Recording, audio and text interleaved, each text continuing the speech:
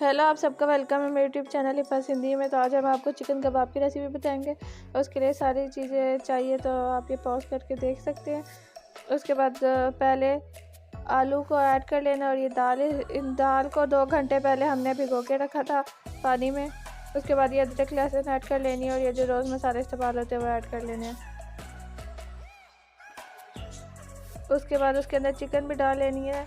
Boneless होनी चाहिए, ज़्यादातर बोन वाली भी हो सकती है लेकिन बोले ज़्यादा अच्छी होगी।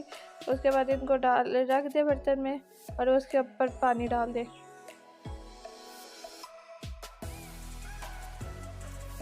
दो से 3 कप पानी ऐड कर लेने हैं। फिर इसको अच्छी तरह पका लेना है।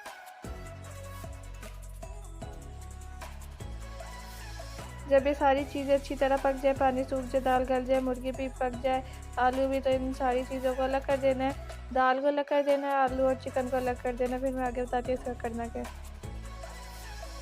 फिर इसको जब हम लोगों ने सारा अलग करके निकाल लिया, इस तरह निकालना है और दाल बेशक उसी बर्तन में पड़ी रहे। फिर इनको थोड़ी देर ठंडा होने के लिए रख देना है। फिर जो बोन थी ना बीच में थोड़ी थोड़ी हड्डियाँ, उनको चिकन से अलग कर देनी है और फिर इनको भी फेंक देना है। फिर जो चिकन होगी उसको हमने इस तरह करके निकाल लिए। उसको फिर हमने जूसर मशीन में बेशक हम मिक्स कर लें या हाथ से कूट लें। कूट के इसको बिल्कुल इस तरह कर देना रेशे रेशे, और आलू भी इसके साथ इसी तरह कर देने। ये देखें हमने इसमें किया क्योंकि हमारी जूसर मशीन ख़राब हो गई थी। और ये दाल है, इस दाल को भी हमने देखे आगे क्या करना है।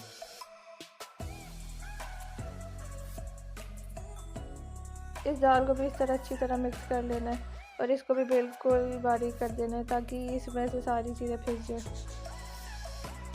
फिर ये देखिए चिकन इस तरह बिल्कुल रेशे रेशे हो गई है, इसमें कोई बड़े पार्ट नहीं है। फिर थोड़ी देर हाथ से इसको मिक्स कर ले।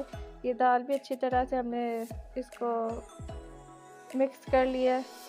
अब हम इसके अंदर पुदीना ऐड कर लेंगे, प्याज और हरी मिर्चें। ये पुदीना, ये हरी मिर्चें और ये प्याज, अब सारा कुछ ऐड कर लेंगे। इसमें धनिया और चिकन भी ऐड कर लेना है।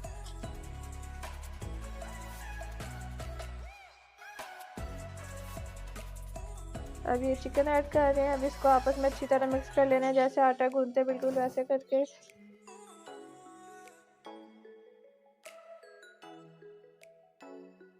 अगर आपको मेरी वीडियोस पसंद आती है तो मेरे चैनल को सब्सक्राइब, वीडियो को लाइक और शेयर ज़रूर कीजिएगा।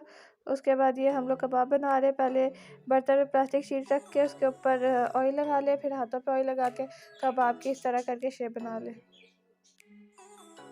ये देखिए इस तरह शेप बन गई। जब शेप बन जाए फिर उसको पका लेना है। ये ऑयल रख ले, फिर उसको बेसन में डाल के पका सकते हैं या इसके ऊपर अंडा भी लगा के पका सकते हैं। हमारे पास अंडे ख़त्म हो गए थे घर पे तो हमने बेसन के साथ ही पका लिया था। इसको फ्राई करके आप लोग पकाए तो मज़े के भी बनते हैं। ये देखिए पक रहे हैं। घर वाले हेल्दी भी होते हैं, फ़ायदेमंद भी होते हैं बाहर वालों से। अब इनको अच्छी तरह से दोनों साइडों से पका लेना है।